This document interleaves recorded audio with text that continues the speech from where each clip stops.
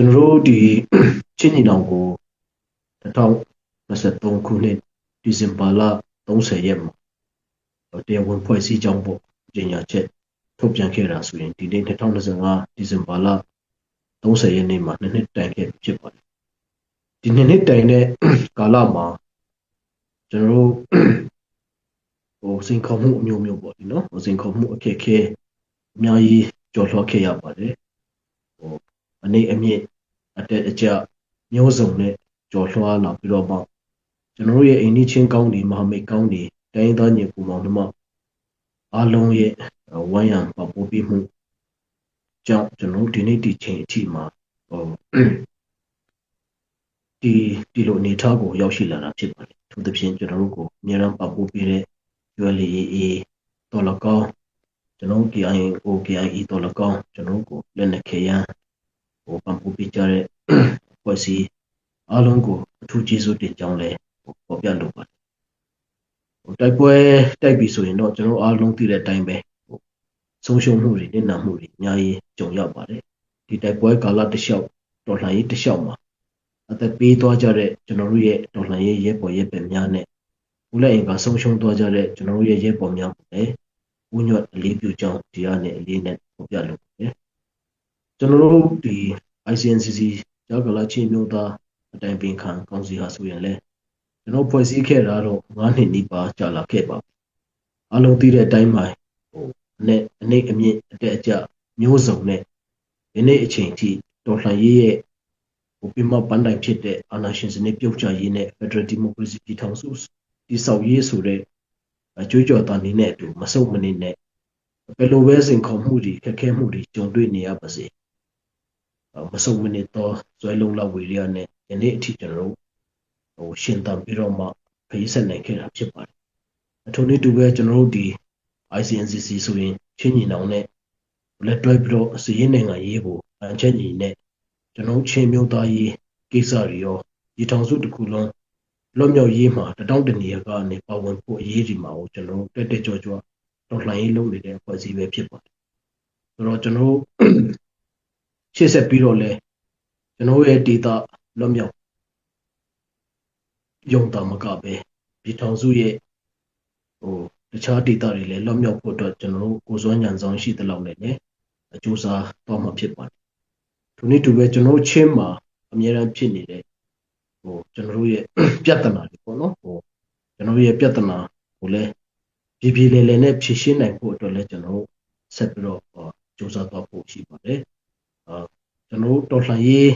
ကာလမှာတော်လှန်ရေးမတိုင်ခင်မှာကျွန်တော်အားလုံးကြုံတွေ့ခဲ့ရတယ်လို့ပါပဲချင်းမှာလည်းကြုံတွေ့နေကြပါတယ်တခြားဒေသမှာလည်းကျွန်တော်ကြုံရတယ်လို့ပေါ့လေနော်ကျွန်တော်ချင်းမှာလည်းကြုံရပါတယ်ဒါတွေကကောင်းတဲ့အတူယူစရာကောင်းနေတော့မဟုတ်ပါဘူးဒါမဲ့လည်းဒီလိုအချိန်ကာလမှာတော့ဒီလိုအခြေအနေတွေကိုကြော်ဖြတ်ဖို့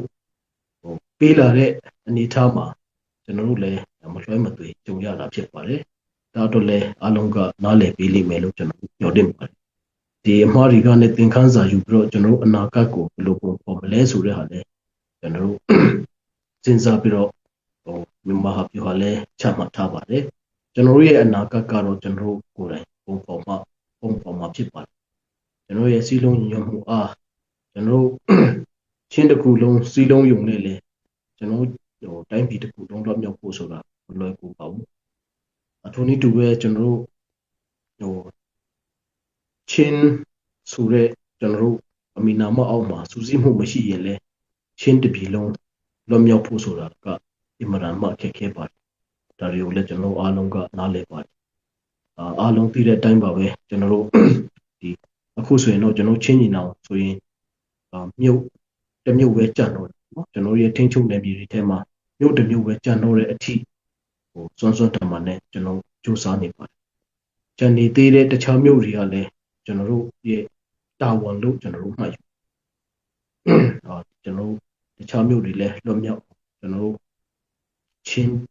နယ်မြေထဲကတခြားမြို့တွေလွတ်မြောက်အောင်လဲကျွန်တော်အစုကိုစွမ်းညံဆောင်ရှိသမျှနဲ့ပရိပက္ခကိုရှောင်လွှဲပြီးတော့မှကိုစွမ်းညံစွမ်းရှိသမျှနဲ့ကျွန်တော်ဆက်ပြီးတော့တိုက်ပွဲဝင်သွားမှာဖြစ်ပါတယ်အားလုံးလည်းအတူတကွဒီထောင်စုလွတ်မြောက်ပြီးမှလည်း ကျွန်တော်တို့တိုက်ပွဲဝင်သွားဖို့ရှိပါတယ်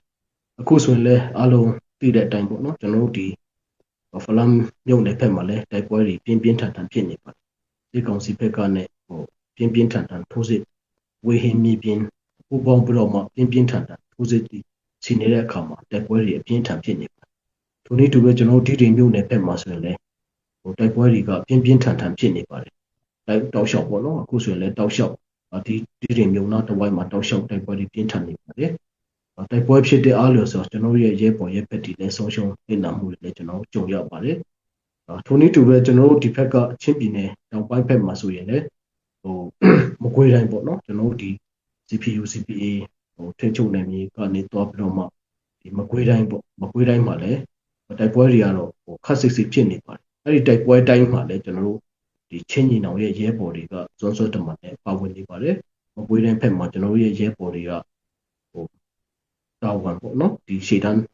းစစ်မြေပြင်မှာတာဝန်ထမ်းဆောင်နေတာကလေးလဒီပါရှိနေပါပြီတောက်လျှောက်ခုတာဝန်ထမ်းဆောင်နေကြပါဆိုတော့ကျွန်တော်တို့ချင်းညီနောင်ရဲ့မူရောကျွန်တော်ရဲ့သဘောတရားကကိုယ်နေရာကိုယ်ဒေတာလေးမှာပဲကွက်ပြီးတော့မှကိုကောက်ပွဲခုခံဖို့မဟုတ်ပါဘူးကျွန်တော်တို့ရဲ့လွတ်မြောက်မှုเนาะကျွန်တော်တို့ရဲ့လွတ်မြောက်မှုကိုကာကွယ်ဖို့အတွက်ဒေတာအသီးသီးမှာရှိတဲ့အဖွဲ့အစည်းတွေမိသည့်လူမျိုးနဲ့မဆိုပေါ့เนาะကျွန်တော်ချင်းညီနောင်ရဲ့မှုမှာတော့ဒီအာဏာရှင်စနစ်ကိုတောင်းထန်တိုက်ခိုက်နေကြတဲ့မိသည့်လူမျိုးနဲ့မဆိုပူပေါင်းဆောင်ရွက်နိုင်ဖို့အတွက်လည်းကျွန်တော်တို့အစွမ်းကုန်စူးစမ်းနေပါတယ်ရှေးရတာတကတွေမှာလည်းအားလုံးမြင်တဲ့အတိုင်းပါပဲကျွန်တော်တို့တိုင်းရင်းသားညီကိုတော်လှန်ရေးအင်အားစုအကုန်လုံးနဲ့ချစ်ကြည်ရင်းနှီးမှုကိုတိဆောက်ပြီးတော့မှကျွန်တော်တော်လှန်ရေးကိုလုပ်နေကြတာဖြစ်ပါတယ်ဆက်လက်ပြီးတော့လည်းကျွန်တော်တိုင်းရင်းသားညီကိုမောင်နှမတွေနဲ့ဒီတော်လှန်ရေးအင်အားစုတွေနဲ့ပူးပေါင်းပြီးတော့မှဒီတော်လှန်ရေးအောင်မြင်သည့်အထိကျွန်တော်ဆက်ပြီးတော့တိုက်ပွဲဝင်သွားမှာဖြစ်ပါတယ်ဆိုတော့ကျွန်တော်တို့ဒီချင်းညီနောင်နဲ့ ICNCC ဆိုတာတော့ဝဲချလို့မရပါဘူးကျွန်တော်တို့ဒီတပ်ဖွဲ့သေးပါပဲမိနာမအရာတော့ကျွန်တော်တို့ကွဲပါလိမ့်မယ်ဒါပေမဲ့အတွင်းထဲမှာတော့တပ်ဖွဲ့သေးဖြစ်ပါတယ်ကျွန်တော်တို့ရဲ့ထိန်းချုပ်နယ်မြေပို့ပြီးတော့ကျေပြန့်ဖို့ပေါ့နော်အထူးနည်းတူပဲကျွန်တော်တို့ရဲ့ထိန်းချုပ်နယ်မြေတွေပို့ပြီးတော့မှခိုင်မာဖို့ခိုင်မာတဲ့စစ်မှန်တဲ့လွတ်မြောက်မှုဖြစ်ဖို့အတွက်လည်းကျွန်တော်အစမ်းကုန်စူးစမ်းသွားပါမယ်ဒီထဲမှာရောက်ရှိနေကြတဲ့ကျွန်တော်ရဲ့ခေါင်းဆောင်တွေအနေနဲ့လည်းလက်တွဲပြီးတော့မှကျွန်တော်တို့နဲ့အတူတူရှေ့အနာဂတ်မှာဒီထက်ပိုကောင်းမွန်တဲ့စုစည်းမှုဒီထက်ပိုကောင်းမွန်တဲ့စီလုံးမှုနဲ့ကျွန်တော်တို့သွားနိုင်ဖို့အတွက်လည်းအားလုံးကဝိုင်းပြီးတော့မှ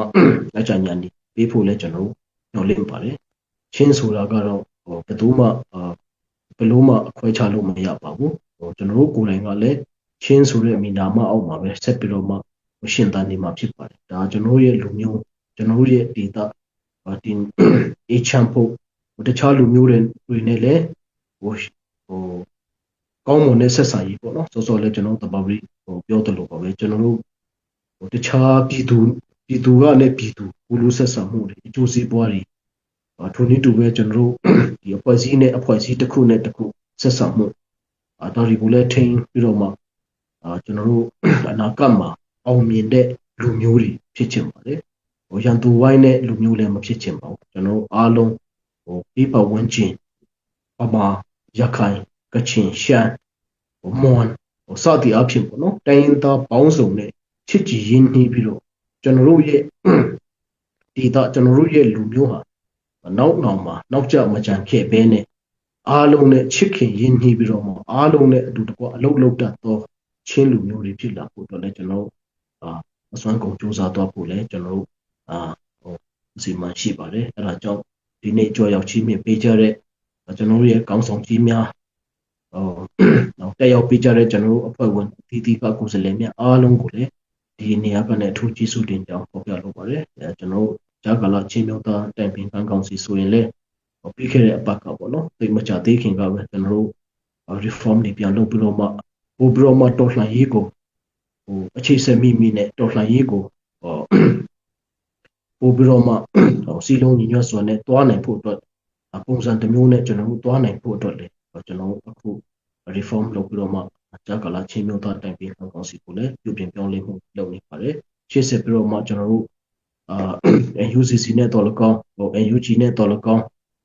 တခြားညီကို ERO တွေနဲ့တော်လကောင်းဒီ PDF ဖြစ်ဖြစ်ဒီတ